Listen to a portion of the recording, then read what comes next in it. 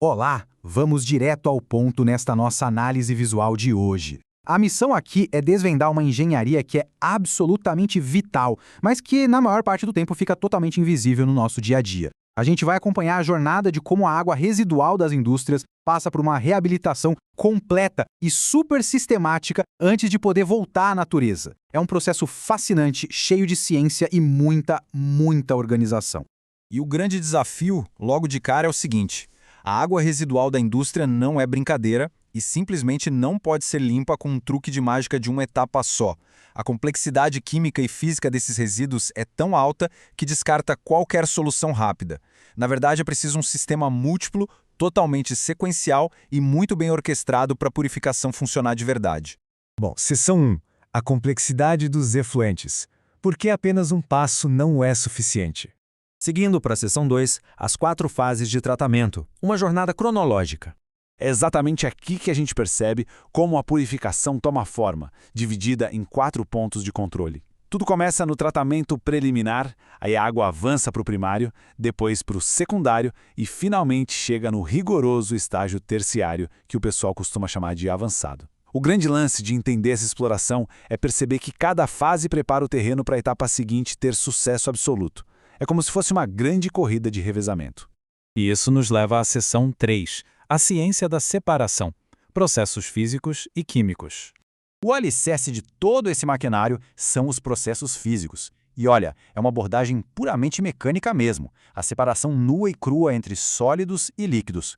A ideia fundamental é isolar e tirar fisicamente as partículas e os detritos maiores da água, dando aquele pontapé inicial mais pesado no longo trabalho de purificação. E na prática da indústria, a teoria ganha vida de jeitos bem diferentes dependendo da fase. A decantação atua logo cedo, lá no tratamento primário, usando a boa e velha força da gravidade para fazer afundar as partículas mais pesadas. Já a filtração, que é um processo de refinamento extremo, entra em cena muito depois, lá no tratamento terciário. Conectar a ferramenta mecânica à fase exata em que ela acontece é o que faz a gente realmente entender toda essa engrenagem. Mas a verdade é que nem toda impureza cede fácil à gravidade, né? E é aí que entram os processos químicos, com uma sacada genial. A injeção de agentes coagulantes, como o famoso sulfato de alumínio, age literalmente como um imã científico. Ele atrai e junta aquelas impurezas microscópicas para formar flocos maiores e mais pesados que, aí sim, podem ser removidos. É a química agindo a nosso favor com uma precisão absurda. Só que o detalhe crucial de tudo isso é entender que os químicos quase nunca são os heróis solitários da história. Eles trabalham em equipe, junto com as soluções físicas, formando o que a gente chama de tratamento físico-químico. Trata-se do plano de contenção ideal, acionado com força total, justamente quando a biologia natural não dá conta de neutralizar os poluentes mais difíceis e específicos. Indo para a seção 4, ação biológica e finalização. A biomassa ativa. Agora a gente chega na beleza da biotecnologia pura. Os processos biológicos dependem de reatores imensos, preenchidos com o que chamamos de biomassa ativa.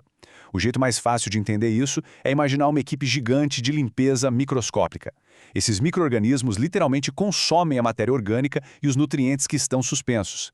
Para essas bactérias, o que nós vemos como poluição é, na verdade, um banquete farto para gerar energia e manter o metabolismo delas a todo vapor.